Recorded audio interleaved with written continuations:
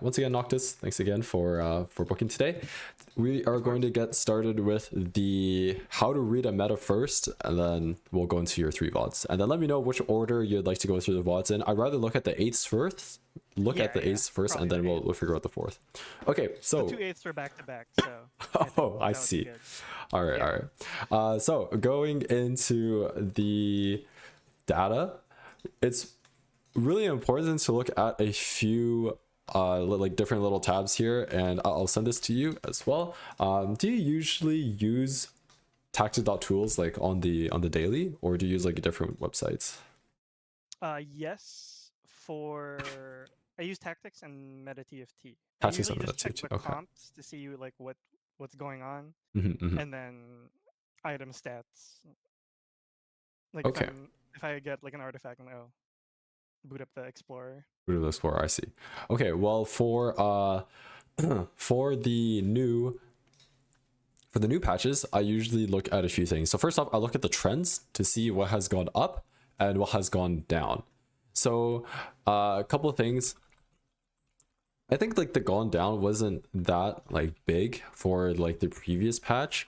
Yeah, there were some changes to like MF, like the Bilgewater line went a little bit down, but as you can see, like Bilgewater is like still fine. The more so was this recent patch was what was on the rise. As you can see here, as soon as you click trends like on like the new patch day, you'll see stuff like, oh, okay, like you can look at the trades, you can look at the items, look at the units. Of course, like the units here are just like, okay, well, you see like Piltover is like true broken. And then for these, I believe that this is I think this is like play rate, and then the second one is average placement.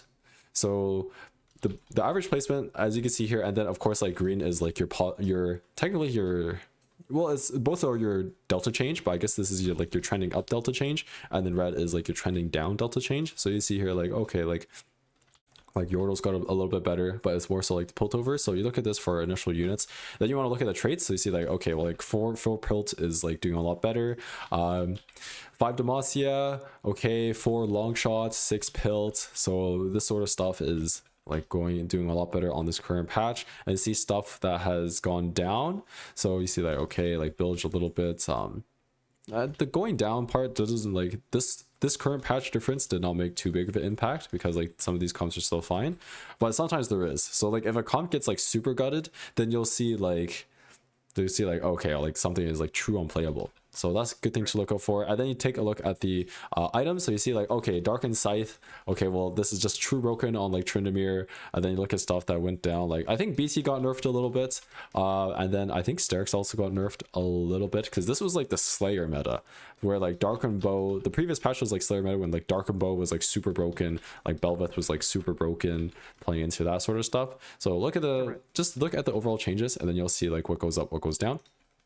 You can also take a look at the top comps page, and this will give you a little bit of a inaccurate yet general idea of what's going on in the new patch. So you can sort by average placement, play rate, etc. Usually like average placement is good enough, and then you'll just see like this is not exactly like just the top 5 best comps, but you can at least like see from here. And then anything with like a 4.5 and better, I would say is like pretty playable, and then anything lower than a 4.5, I'm out of there.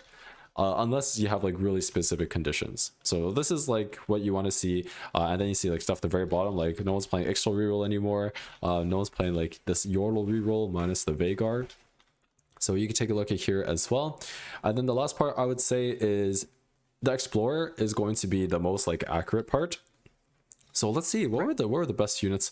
I guess this is all the same patch. That's why like it wasn't that big of a difference. Like 60.1 has been like a huge patch. So let's see, what was even most broken on the previous one? Was this like the Annie? Yeah, Annie was pretty good. I guess so. Like, let's take a look at Annie.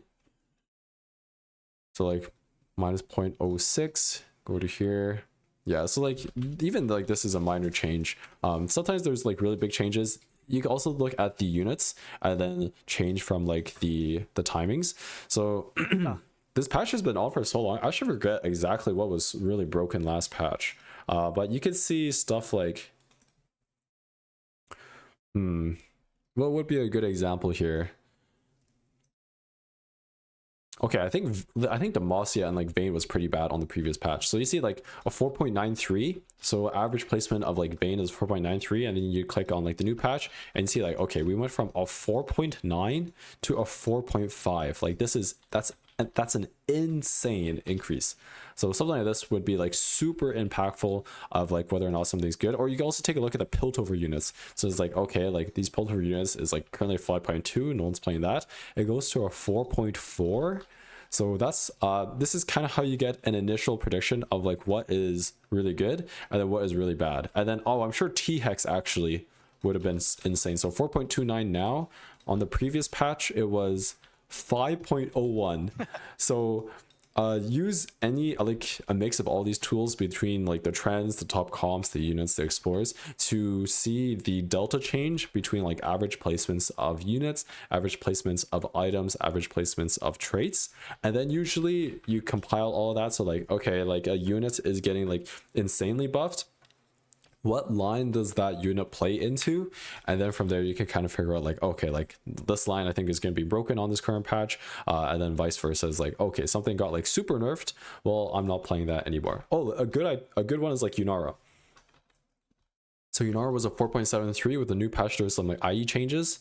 We went from a 4.73 to like a 4.4, which is also huge. Usually when there's like a plus or minus delta change of like 0.1, that is already really significant. So when something goes from like a 5.2 to a 4.3, then this usually means like it went from being one of the worst, like it went from true unclickable, true unplayable to being like probably one of the best comps of the patch.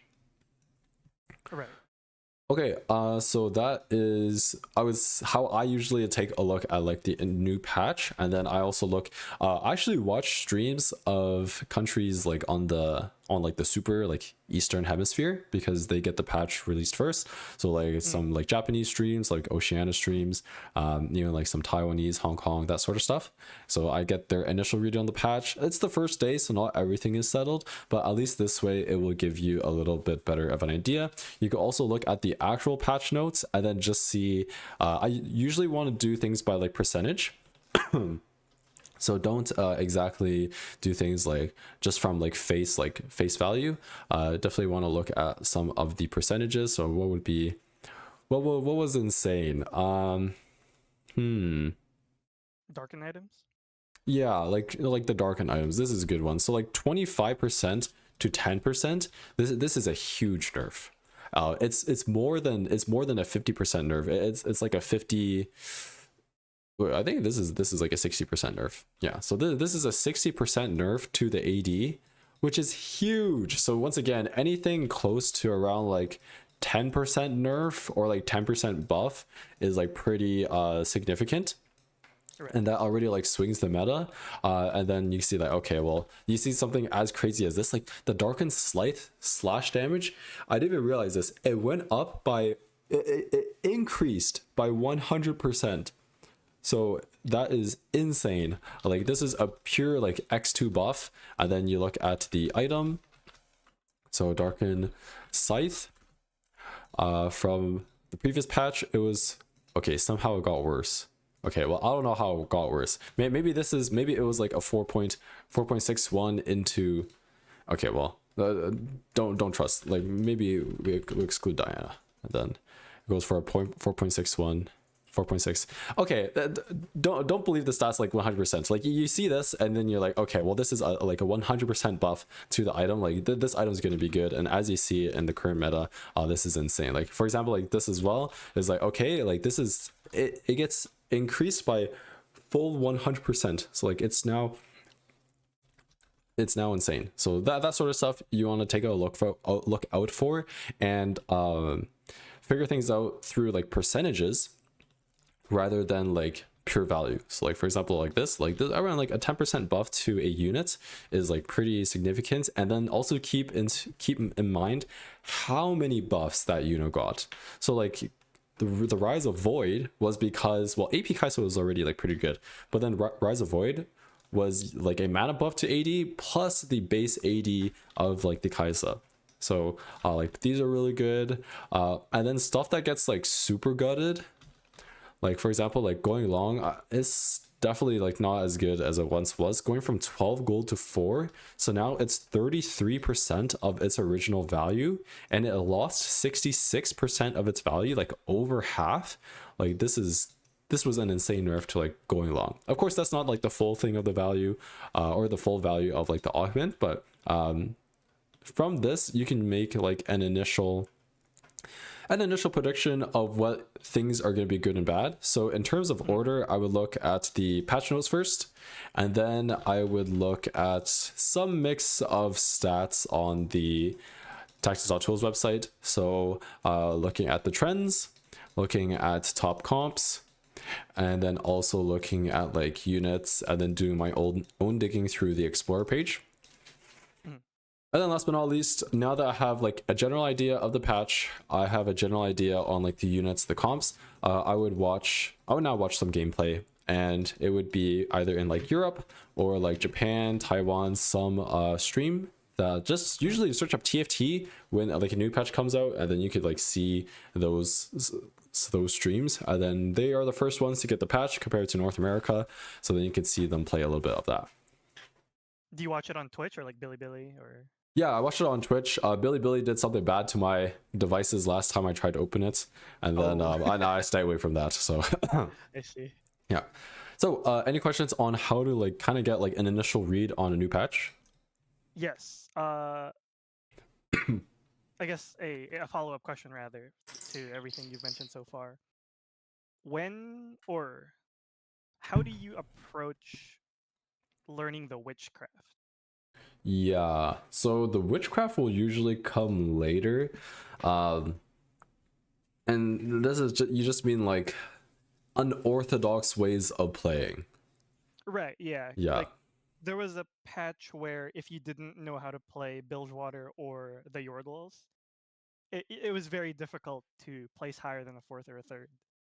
Yeah. If you weren't at least familiar with that witchcraft. That will kind of come later. It's kind of hard to do like figure out that sort of stuff by yourself. Right. Like the way I figure it out is like I just discuss with my like group. Like I actually have a couple groups of like, or at least of TFT players that I talk to, and then like sometimes someone gets an idea, and then like now a couple of members from like that group will like test it. So it's pretty difficult for like an initial player to like figure it out by themselves. But yeah, if you have like friends, and then or at least like just people that you know within TFT, like you just chat with them. Someone comes up with an idea, you guys test it, and then from there you can either figure out whether or not it's like real tech or if it's like just fake news. And then just keep your eye out on like Twitter or like streams, and then you can see if like something is true or not. Gotcha. Do you have any particular heuristics you use to learn how to play those comps? Like what I mean, like a lot of times they post like the end state board and maybe a note of how or like what conditions you maybe need. Do you have any, how can I word this?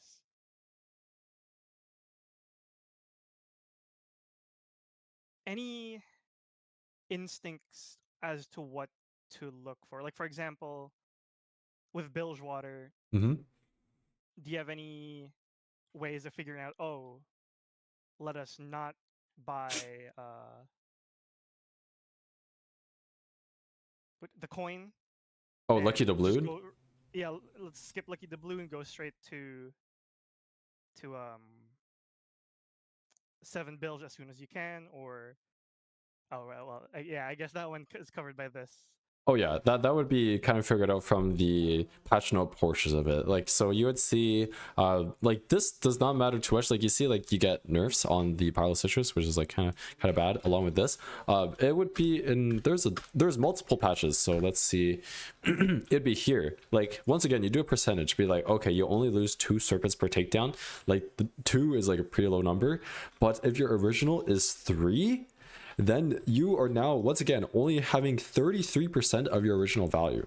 So you have to remember that like when something gets nerfed like is nerfed or buffed around like 10%, that's already like pretty significant. So if you get nerfed by 66%, this is now unclickable. So if your baseline is around like 10 to 15, I'd say is like the usual like nerf amount to figure out whether or not something is like good or worse. But anything crazy like 66%, it's you know that you will know that this is untakeable. And then you see like the serpents per round is like, okay, well, you're saying like, how do I know that you are supposed to be playing 7 Bilgewater? Well, now you see like, okay, if there's a nerf to like 3 Bilge, but then there's a buff to 7 Bilge, like most of the time now you're like, okay, I have much more incentive to be playing 7 Bilge now. And then this is almost like a 20% buff. It's a little bit less. It's like an 18%, 18 to like 90% buff. So yeah, I see. Last question or last follow-up to this topic. yeah. For certain parts of your guide, you mention the ideal augments to take at each standard augment round. Like for example, for Void, you recommended item as your first augment, and then like double econ. Okay, yes. Do you have, I guess, general advice on how to quickly arrive at those conclusions when learning a new comp? Yeah, so you kind of need to think so the way I do that is like I think about the goal of the comp, and I think about like the power curve of the comp. So like when you're strong, when you're weak, if it's like if you have a high spike, or if you're kind of just like high spike and then you slowly drop down. So it depends on the comp, and like when it's supposed to be strong, when it's supposed to be weak. Like in the Void comp, of course, like it's some mix of like you're like kind of, I mean, Void is pretty good. There's not really a point where you're like super weak. Like I would only play like when you're strong, right? So it's kind of like probably something like this, and then you get a little spike, and this is like the Rift Herald when you unlock it, plus like the Kaisa. And then you're probably around like something like this. You go level 9, and then you have Baron. So like something like this, it's like, okay, well, you have two choices. Like if this is your max cap, well, if you want to get to that, then usually there will be some points where you're like sacking your HP for like gold to get there. So that if you're sacking your HP for gold, then ideally from like the early game, you have some sort of like tempo and you win rounds so then you have the HP for later. Like in this sort of scenario. So then it's like, okay, well, if you're tempo, then ideally you take like an item aug and then you win. Or like vice versa. If you're kind of like, let's think about like the Diana comp, right? Well, Diana comp, you kind of like lose streak, and then you unlock Diana or you unlock Leona. So it's probably like a little bit like less. And then you unlock the Diana, which is like pretty good. And then you roll for Diana 2, and then this is like stage 4. And if you hit a 0, you're up here. If you don't hit a 0, then you're like kind of like something like this. So it's like, okay, well, if the power curve is like this, then I'd rather take econ here. So then this will enable me to spike harder later with when I actually activate like my units and then being able to roll for them. So it depends on the composition. You kind of need to recognize like, okay, like, when is there like a power curve, like, or sorry, when is there like a power jump? Like, is it through an unlocked unit? Is it through like something else? So it really depends on the comp, but like something like this will help you figure out like what type of augments you want to take for that comp. That makes sense. Thank you so much. Yeah, no problem. Okay, let's hop into the VODs now. How about it? Sounds good. Okay, so let's look at the Yunara one first.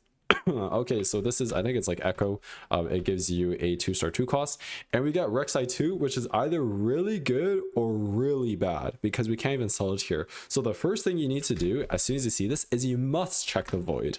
Like this is mandatory. Like if the Void is good, then you can actually play around her, and if the Void is bad, then, well, you feel it's a little unfortunate because like now you should have played around her. Yes. So I don't know whether or not this is good or not until you check the Void, and I don't believe you checked the Void on her. Do you know if you check it later? I don't recall. I don't think I did for Okay. this game. So yeah, we definitely need to check it. And then here, like your bow chain. This is actually fine holds. Yeah, this is fine holds because actually no, I would hold the Caitlyn over the Lulu here. Yeah, I'd hold Caitlyn over Lulu because like one Kog'Maw, and you'd much rather play around Longshot Piltover than like Arcanist, and then now the Vi, it doesn't do anything. So I would hold the Caitlyn over the Vi. You load into this. Do you check the Ionia? Okay, casting. Okay, I mean, Ionia is like kind of playable from here.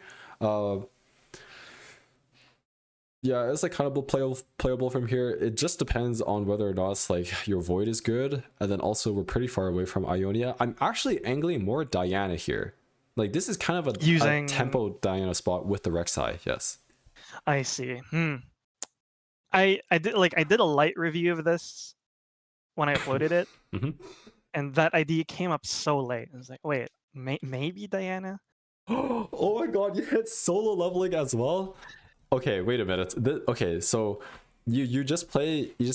I don't even think there's anything better from here as a gold augments. You can roll these other two for fun, but I would just take solo leveling here, slam the Titans. This is half BT, and then I would play into Diana.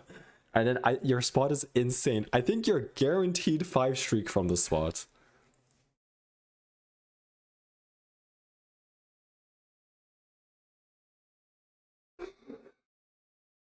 Damn. Okay. Yeah, so I think that's already I would say that's the main part of here. Like this is probably a guaranteed like top 3 from the spot, because you 5 streak stage 2, you get plus 2 more items. Sometimes you get to get cloak off of carousel. Usually it's like a chain or like a tier in the current meta that's left, but if you're able to get cloak, then you're fine. I'd even take rod and then make the gunblade. Like you're guaranteed 5 streak here. I think this is already thank you. I think this is already the major part of this game. Yeah, I see. If you took solo leveling, slam the Titans, playing to Diana, I think you're top 3 for sure. Also, what happened on 2-3 here? You unlock the Bard. Even after you unlock the Bard, sometimes you still must just sack. Wait, do we have, how many pairs do you have? Also, are we rolling after the round started? What happened here, Noctis? Yes. I think my brain lagged, and I was like, wait, I don't know if I can tempo from here, so I should probably get the Bard for the losses. And then I accidentally won this round. Okay. And the round already started, so I was like, oh, god damn it. Yeah. You load into 2-3 here, and then I think you must roll for Bard. It's like kind of gold opener, because you get an extra like +1 gold. Like kind of, but you want to at least like get yeah, you should roll for a couple of reasons. Well, number one, you should unlock the Bard. Like this is a good Bard unlock spots. You're also rolling for like Jin 2, 1 Shen, and then now you're 3 Ionia plus Alawi pair. So then you also can get like potentially Alawi 2. So this is all good. Like yeah, you just roll here for the Bard, and then you can either play like 3 Ionia plus the Bard, or you just play 3 Ionia plus. I mean, if you roll once and you hit, no, usually it's just 3 Ionia plus the Bard here, and then you take like Cloak or Glove off of Carousel, and then like it's fine. I would say I don't really need to watch like the rest of this. I would say there's like 2 main things for this game is you get dropped your perfect Diana items, your 3 out of 6, and then Titans on Diana is much more important than like Rage Blade on her. Right. So then you're also half BT, so you have the Rexai 2. It doesn't even matter like what the Void mod here is at this point. You just take solo leveling. You have a 2-star 2 cost with an item slam, and Rexai is an insane solo leveling unit, because her as a solo unit, like what she does, right? So she'll burrow to the furthest enemy within 3 hexes, and then her next 3 attacks hit adjacent, like all adjacent enemies. So what happens, like you don't even really need to like position her. She'll like go into here, and then or usually it's more like Usually it's more like in their second row. And then that's the reason why she's so strong with solo leveling is, well, she has insane stats, right? So it's like HP, like resist. You have to remember that she also has like Omnivamp from the solo leveling, and then all the units crowd around her as she just one shots the entire enemy board within her like 3 casts. And then if they're not dead, then she burrows again, like to whatever, and then they clump around her again, and then same thing, she goes 1 2 3, and they're all dead. So I think I can almost guarantee that your 5 streak here with Rexai 2 solo leveling, Titan Slam, and half sword. So I would do that, and then if you're not going to do that, then you should definitely unlock the Bard on 2-3, and I think that sets up the rest of your game quite nicely.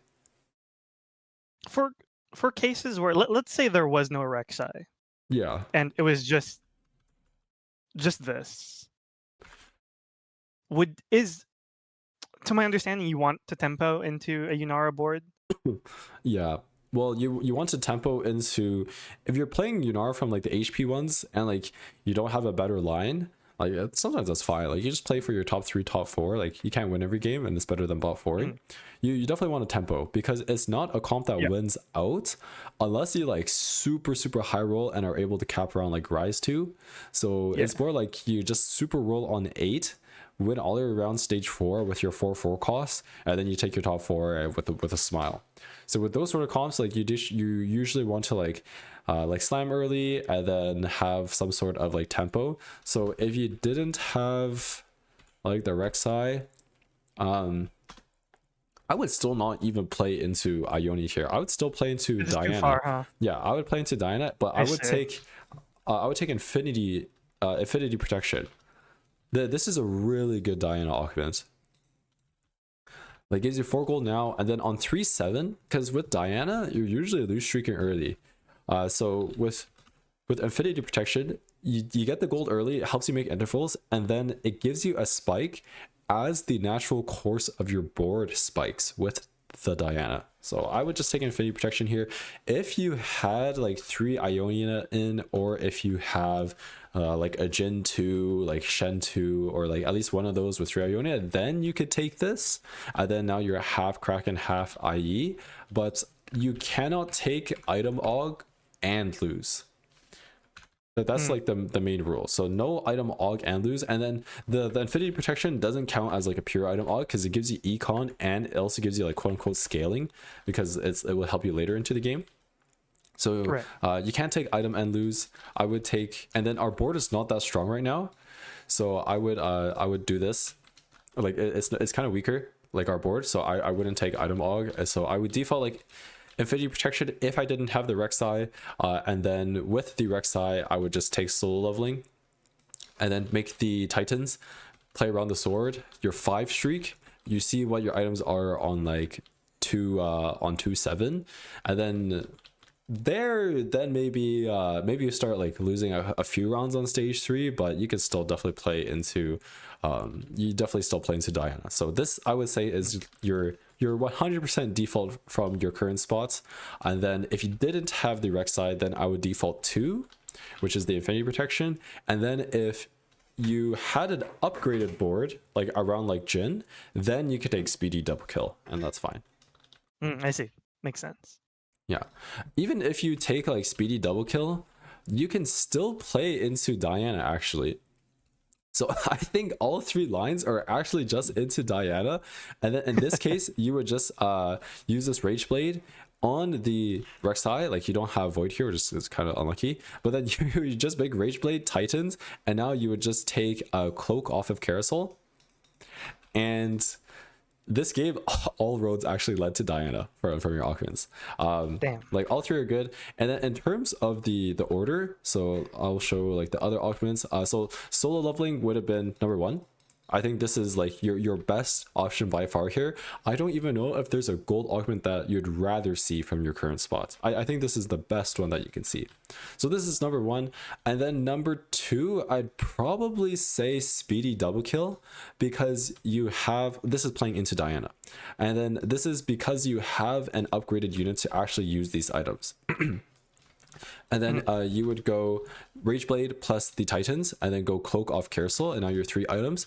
If you didn't have an upgraded like unit or upgraded board, then I'd go Infinity Protection, make your econ intervals with the gold, roll for your Bard on 2-3. And then as you're rolling for a Bard on 2-3, you're looking for like your Extols, you're looking for your like Leonas. And then I would also hold on to like extra Jarvans, because you want to be trying to unlock like Silas later. So then this would have been my game plan. So 1, solo leveling, just play around the Rexai, you guaranteed 5 streak, Titans, half BT. 2, speedy double kill, you make the Rage, or you have the Rage Blade, you make the Titans, you carry the Rexai, and then once again, you're still half BT off of Carousel. And then 3 is if you did not have any upgrades, you'd take Infinity Protection, roll for Bard on 2-3, look for Extols, like 3 Extol, you can play 3 Extol into like Diana still, and then you get like either like an extra item, a little bit of gold component, that's all fine. And also look for any like Leonas and Jarvans to hold. Makes sense. Okay, let's take a look at the other augments, and then we'll move on to the next VOD. Or would you rather just move on to the next VOD here? It's up to you. This game seems very doomed, so probably the next VOD. Okay, Bilgewater time. Okay, another Echo Start, where it gives us TF, and then it also gives us an Ash. Okay. So we have already 2 playable lines that we want to go into. All right, we get the Alawi. We are most of the time just playing Bilge here. If you get like Ash pair, or if it's a super gold opener and you get a Sejuani, like the Sejuani I think is like one of the key indications for playing into Tryndamere, because that allows you to play 3 Freljord, and now your 3rd Freljord is actually good units. It's not just the bird. So if you see something like that, then that's fine. But most of the time, yeah, I'd say that this is just Bilge here. So then you can keep this. You can, depending on what the Ionia is, if it's gold or X. Oh, you checked it here. I think was it gold? Do you remember? I do not remember. Okay, stacking. Yeah, okay. So it's stacking. So with the HP Ionias, once again, like from our previous game that we just talked about, you only play it when you have like a good spot. So then, even though this spot is like fine, like your sword glove, I think like Bilgewater is just a better line from here. Right. So would I hold the, I don't even think the defenders even do anything. So I think this is, I mean, you could just hold it for now. Like Rumble and Jorvin don't do anything. Even if they're upgraded, I don't think you play them on the Bilgewater board on like level 4 anyway. So this is probably fine. Okay, yeah, this is good. Like you just play the Alawi pair on, or you field the Alawi pair, you pick up the Quick Striker. You can also just pick up the Gunslingers. Okay, it's not always IE. For the Bilgewater line, the glove can go into a few things. Same with the sword. Or so the sword is a little bit less, but Quicksilver is a really good Grave Slam. It gives him everything he wants. He's a two range unit, so sometimes he gets CC. So the CC immunity is really good for him, and the attack speed. Most of Graves' damage comes from his auto attacks, not his actual cast. If it was the other way around, then like IE is like crucial on him, but he does a lot of damage just from like auto attacking. So if you see here, IE is actually like pretty positive delta on him, while Quicksilver is his best item actually. So oh damn.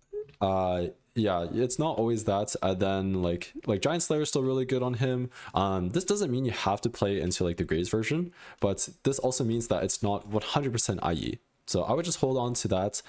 You could pick up Viego. I actually like playing Viego more than the Ash on like this board, just because you kind of just want like the extra front line. And then in terms of the Tristanas, if you have Tristana 2 with this, like it's fine. Like, yeah, that's fine. So I would sell and then pick up the Tristanas and the Viegos. And let's see what. Oh, we missed QS. Oh my god. Oh, no. Dude. Okay, it's okay. Now we know. So yeah, just hold the glove next time, and then you would make the QS, and then you would be half have sword, and then the sword would go either into his second best item, or it could go into like Giant Slayer. Like let's say like we really don't upgrade anything, we fight like true Thanos for the next 3 rounds, and then we got bow off carousel, like that's fine. You make the Giant Slayer, or you make the sword like the Death Blade. You could still make it like Edge of Knight. I think that's like acceptable. Yeah, it's acceptable. Both Sterix and Edge of Knight are acceptable. So your next item would have been either Gunblade, Deathblade, Giant Slayer, Edge of Knight, or Sterix.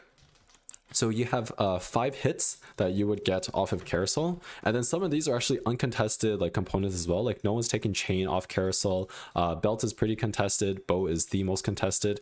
Sword is like pretty contested as well, and then Rod is like not that contested. So most of the time you can either get like a Chain or a Rod, have a 2 item grades for stage 2, and then you're looking pretty good. This is assuming we're going to the Graves 3 line, right? Yeah. If you make okay. And then I think it's just better in general. Like even the IE is not that good even in the other version. So like I mean, if you're playing this, you wouldn't end. If you're playing 2-star Graves, you usually don't even end on a with Graves. So it would be more playing around like the Misfortune and like 3 Bilge. So this is like your other version, and I don't even really think you want IE on Misfortune. Like some people say that it's bugged.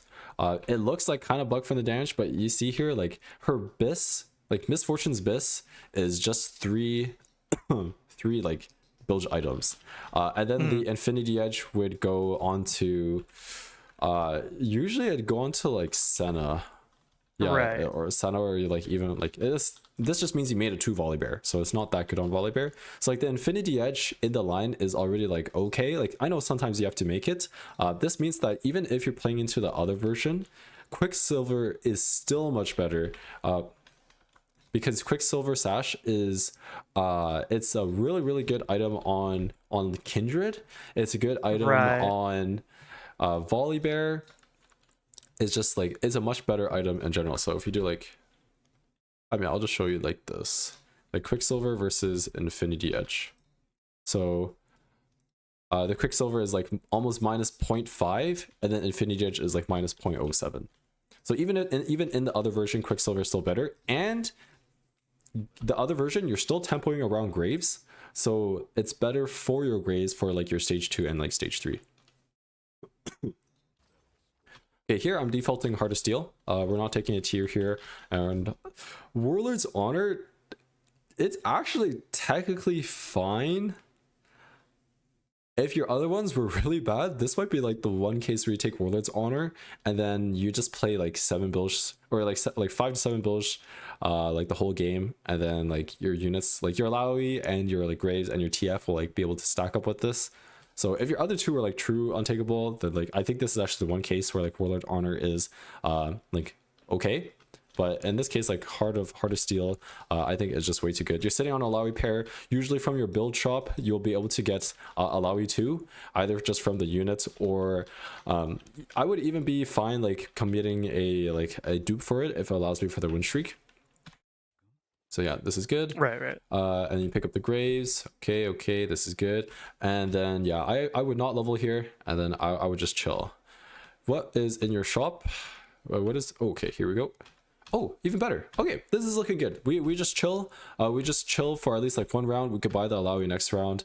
Oh wait, you had a Shen? Wait, where's the Shen? Am I blind? Oh, he's here. Oh, okay. In this case, yeah, then you can level. Yeah, this is fine. And then next round you have Alawi 2 guaranteed. Okay, nice. So just win this. Okay. If you don't natural Alawi, oh, even better. We natural the Alawi, so then we we could save our serpents for something else. Okay. All right, another win. 1, 2, 3, 4, 5, 6, or 1, 2, 3, 4, 5, 6, 7, 8. Okay, we can't make econ. Graves is our next in. Here you can scout, and usually you don't have to double level here because it seems that 6 out of 8 players are playing like more like lose streak, or at least like losing and then rolling for Bard. There's only one other player that leveled to 4 on 2-1. So usually this means like the lobby is pretty weak, but you should definitely still scout around. If it's close, you buy the health shard here. if you think you win anyway, then you could just like you just hold on to it.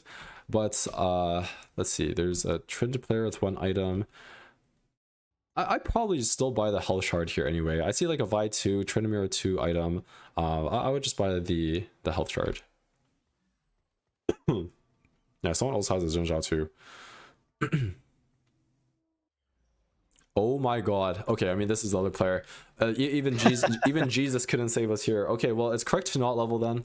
I mean it's correct to not level. I would have still bought the health shard. Like there's not too much like drawback away from it. The only consequence of buying this health shard right now is like you lose on like 1-5 build shop, which is not that big of a deal. So yeah, this is fine. Honestly, this fight is like reasonably close. Not really. I mean, it's not the health shard diff. If you had like Graves 2, then yeah, this is fine. What did you sell? Okay, you sold. We at least need to hold the Viego. Our next in is actually Quick Striker, not Gunslinger. So Gunslinger is like Gunslinger is good for Graves, but Quick Striker gives 15% attack speed to the entire board, while Gunslinger is just like only to the Graves. And this is a Graves without that much attack speed. Like maybe if you had like a red buff or like Quicksilver, then it's like more acceptable for Gun, where it's like, oh, you don't need that much attack speed. But you have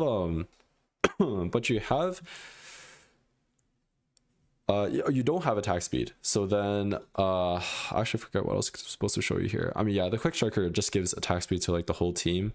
Oh, I was gonna show you Gunslinger, right?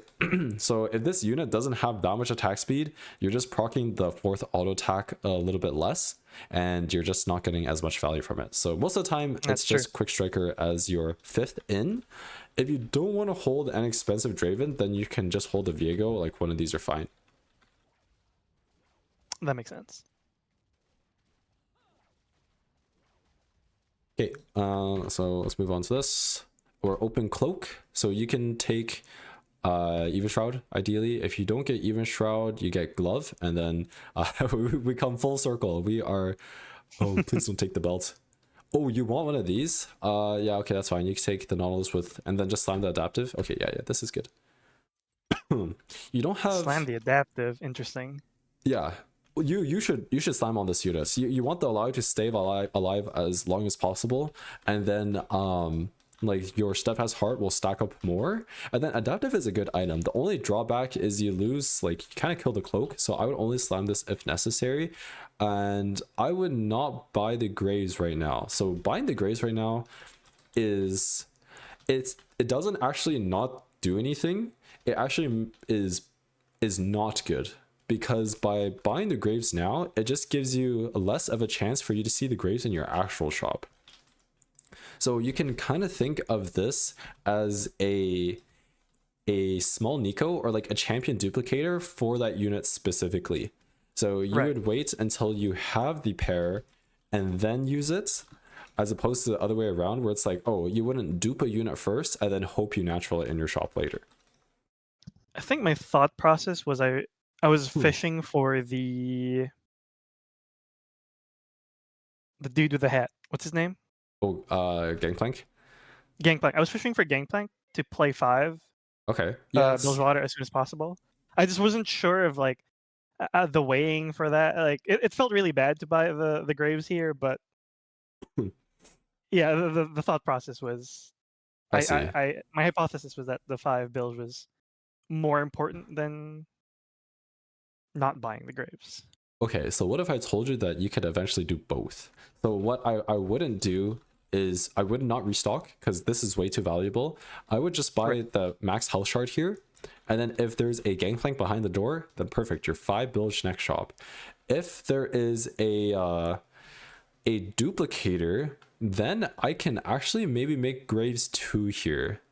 You're sorry, Graves 2 would be next shop, so, or next round, if there is a dupe behind here. So regardless, both options are buying the max health shard, and these health shards, they are so good in this comp. This is the health shards are actually what makes Bilgewater good. Like the attack speed and the AD and AP ones are fine, but I think for stat shards, it's HP better than attack speed better than the AD and AP. So buying the shards is legal. It's not even legal, it's encouraged. Damn, that's crazy. Yes, it's very good, and you should aggressively buy them as well. I see some players, like, if I see some players like hold on to it, I'll show you, like, I'll like flip very fast like through my bilge game. Of course, this was a little different because I have like a bilge spat, but you want to buy these shards because they give you combat power, and you want combat power because you want to be tempoing with this comp.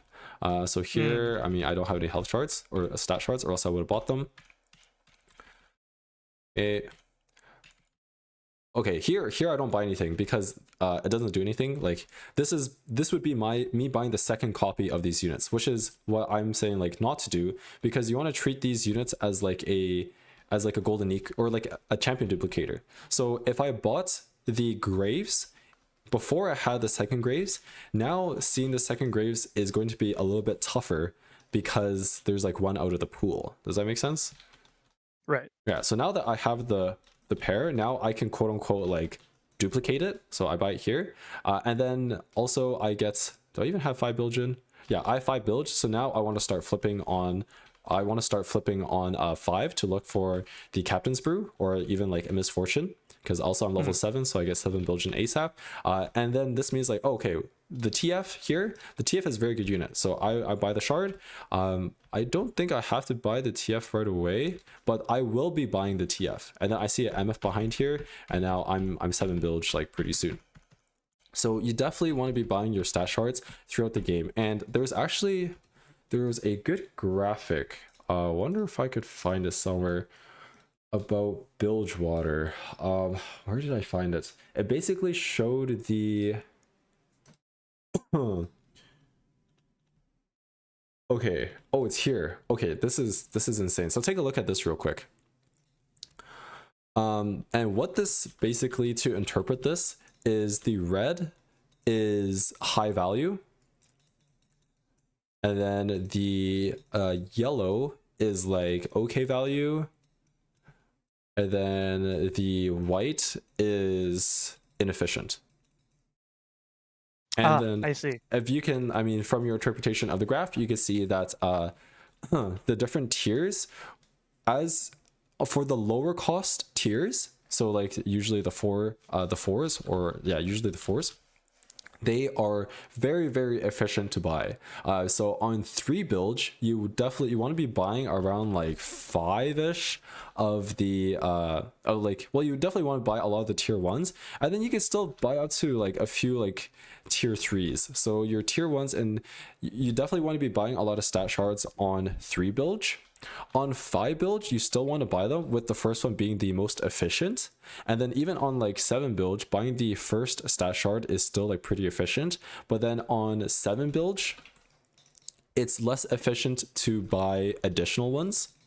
And then on 5 bilge, it's still like fine. You should be buying like a reasonable amount of stat shards on 5. But the most of your stat shards want to be used on 3 bilge. So you see here, it's like, oh, the first AD and AP one on 7 bilge is still good, but now your second one is like okay efficiency, and then anything past that is just too expensive. Like 150 is just way too much of an investment, as opposed to like, okay, now this is the 5 bilge is like, oh, I have like 3 that is like pretty reasonable, and then for 3 bilge is like, oh, my first 2 are actually high value, and then my next 2 are still okay value. And then same thing for the HP. So like HP here, it's like, okay, for HP, your 3 bilge, your first 2 are high value, and then your next 3 HP ones are still okay efficiency. And then so what you don't want to be doing is like buying too much of the tier 3 ones. So just buy like 1 or 2 of the tier 3 ones, but you definitely want to be buying a lot of your 3 bilge ones. So 3 bilge, buy a lot of shards or stats. 5 bilge, so I won't even say, like, I'll say like you should be buying around like 3+. I would say even 4+ ideally of stats. For 5 bilge, usually you want to be buying like around like 3+, and then for 7 bilge, you just want to be buying like 1 to 2. Gotcha. That makes sense. Yeah, so aggressively buy the stats, and then that is actually what makes 7 build pretty strong, because now imagine you have 7 build units on your board, and they all are benefiting from the HP stat shards, they're all benefiting from the attack speed stat shards and the AD and AP. Now Bilgewater becomes a trait that basically just says grants you HP, attack speed, and AD that will scale infinitely as the game goes on. Like, that sounds pretty good, right? And then that is how Bilgewater is strong. I see. And then if I was not doing the Graves version, Mhm. I just sack level to 8 when I can, and then just not spend any money, right? Just try to go 9. Wait, money as in like serpents or money as in like doubloons? Gold. Yeah, ideally. Okay. Because in the other version, it's like, okay, well, MF is not a very good carry. So then you Yes. want to be like, for the Fast 9 version, you want to be tempoing stage 2 and 3. And then level 8, or you, on level 8, stage 4, you just play 7 bilge plus like your strongest board. Usually it's just like an upgraded frontline unit. And then on level 9, then you play around like the Kindred and the Senna.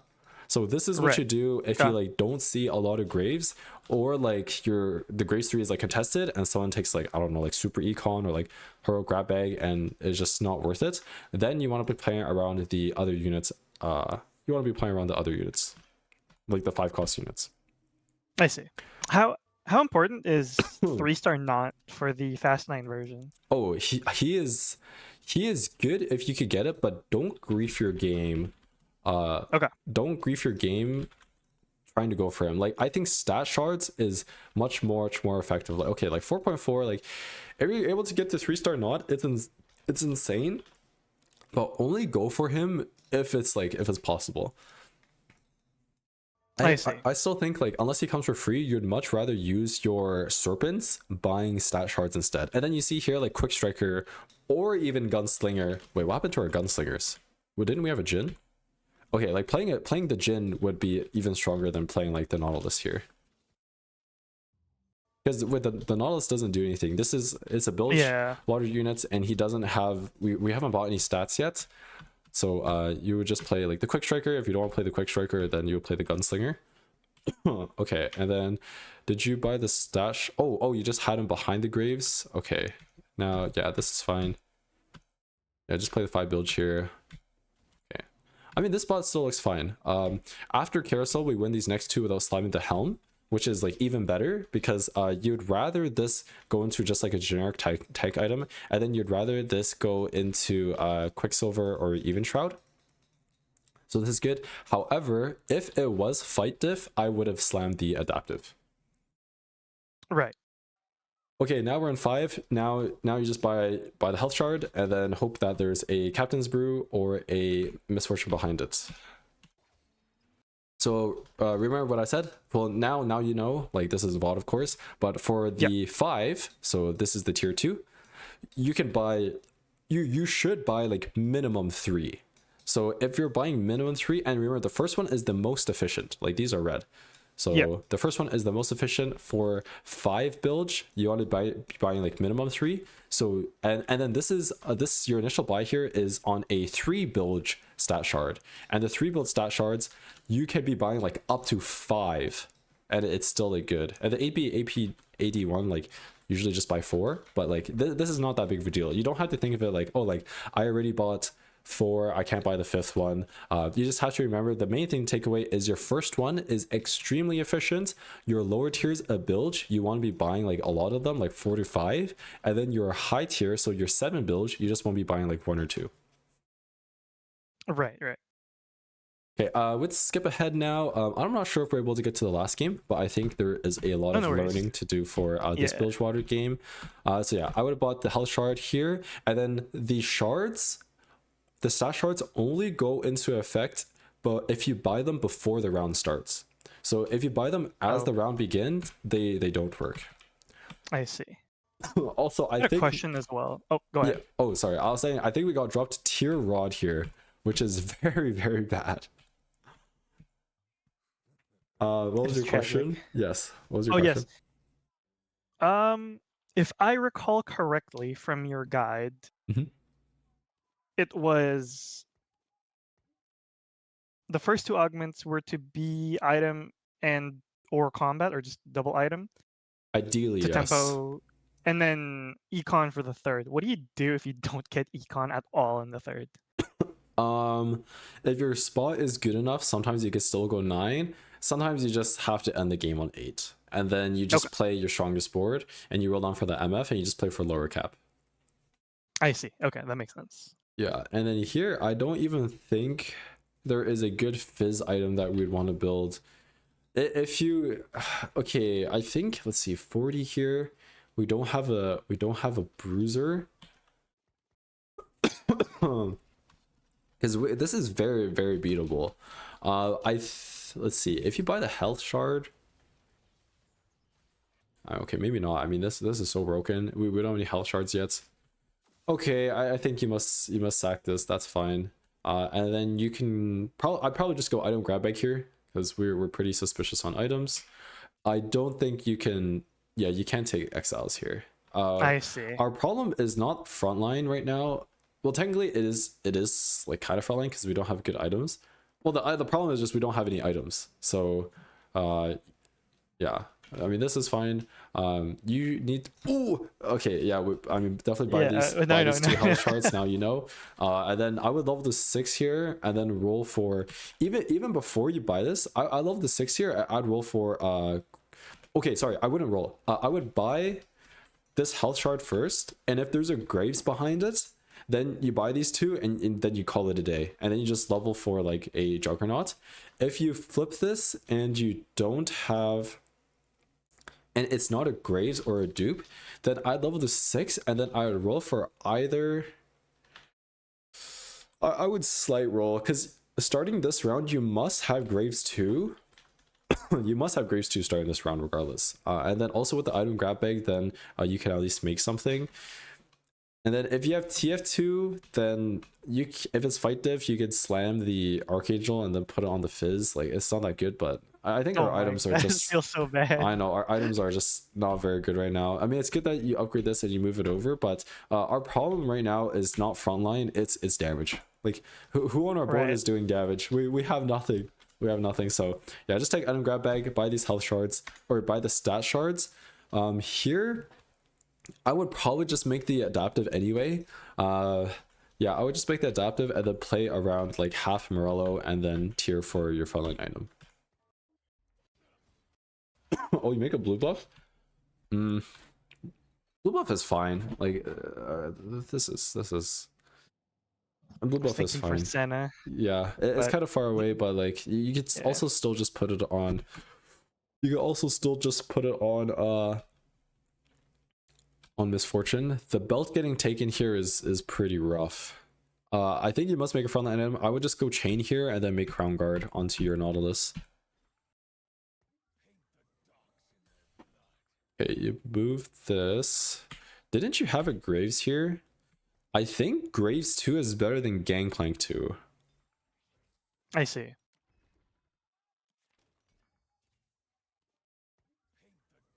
Yeah. With blue buff, this is like pretty close. Like Graves is a good unit, and Graves is a stacking unit. Like, he will get infinitely stronger as the fight continues because of his passive with TF. Like, his partner in crime is when Graves attacks the same unit that TF is attacking, he gains stacking attack speed.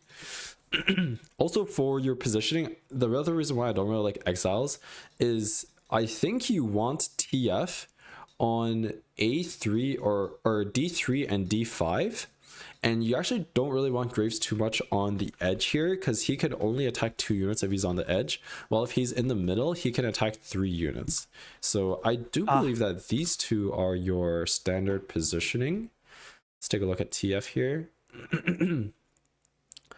Okay, it does appear, yeah, so a D5 for sure, and then either D2 or D3. But corner TF will sometimes miss his cards, which is really on the back line, which is more important when you have Captain's Brew. Before Captain's Brew, it's not as significant.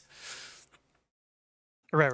I guess Graves doesn't matter too much. You could also go like B2. I guess it really favors B6. Actually, this looks fine too. Okay, maybe the Graves does not matter too much, but as long as the Graves is attacking the same unit that TF is attacking, then that's fine. So I'll just buy the Graves here, and then put these items onto the Graves.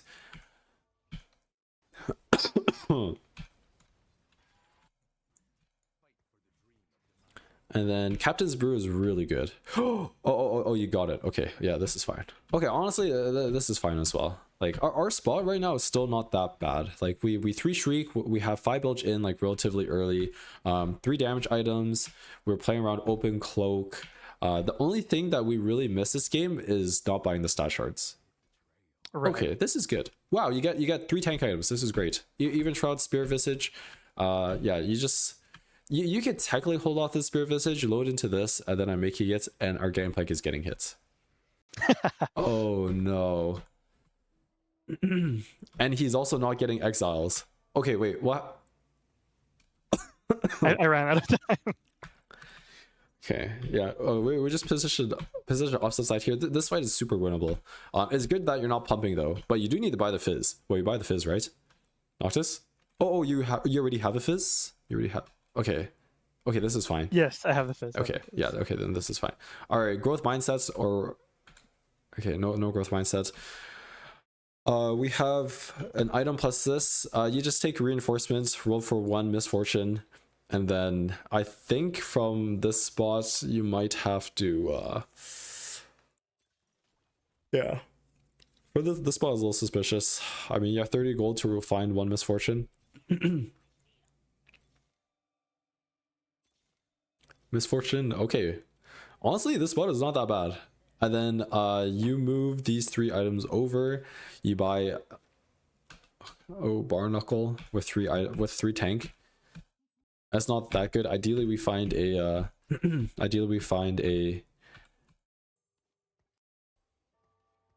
yeah. This is fine. You ideally want to protect your Even Shroud a little bit more.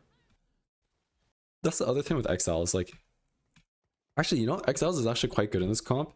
But it's only good if you buy the HP stat shards. I see. Also, okay, I think it's actually I think it's move Spirit Visage because you really want your Even Shroud to be paired with your other items. Like once the Even Shroud is dead, it's basically if you don't even have the item. Like here, if you have your Even Shroud on the Nautilus instead, I think you win this round if you have Even Shroud on the Nautilus instead. Yeah, this is close. Okay, you got the Tom Kenshin here. Now you 3 item the Nautilus and you bare knuckle your TK.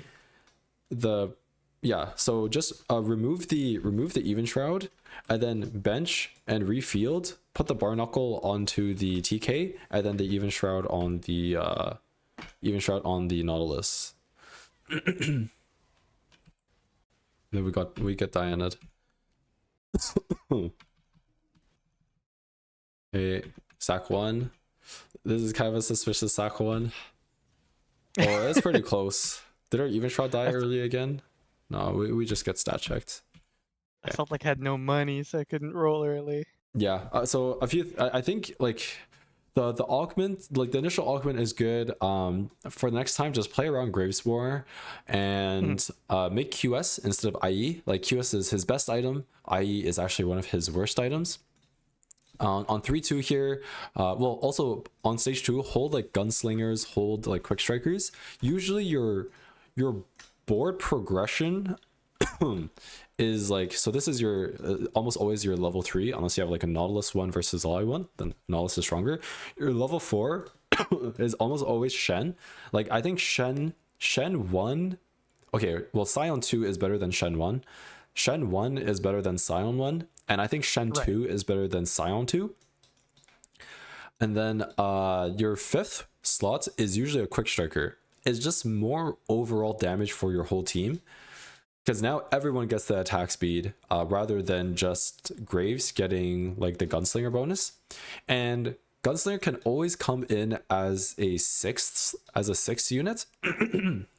But then ideally on your 6, you have like these 2, and now you're playing 5 Bilge plus like another frontline unit. So either like an upgraded Shen, you could play like Loris, like this is fine. And then 7 is these guys plus the fish. And then now this is your next your upgraded units. So you can either carry like a Wukong. If you have Nautilus 2, you could still play around either the Loris, you could play around like a Swain. I try not to roll too much on level 8, as you know.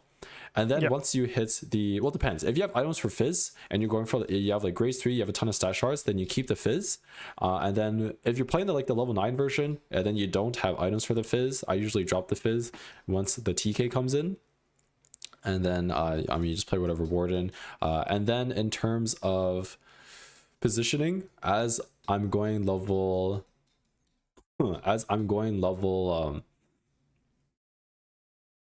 level 9, you really want to make sure that your TK is on the same side as your damage. So then whatever he eats is already pretty damaged. So then hopefully he kills it. And you actually want TK to be in front of the enemy main tank. And then your damage is like together kind of like this. So then you eat the main tank and then your team just like makes their way onto like the back line because now they don't have a tank and it's like open season. I see. So yeah, I would say that this is the main thing for Bilge. If you're able to apply this into your upcoming games, then I think you should be good to go. Sounds good. All right, Noctis. Well, that should be everything for today. Do you have any final questions before we end off here? Not at all. All right. Thank you. Well, no problem. Thanks again for today.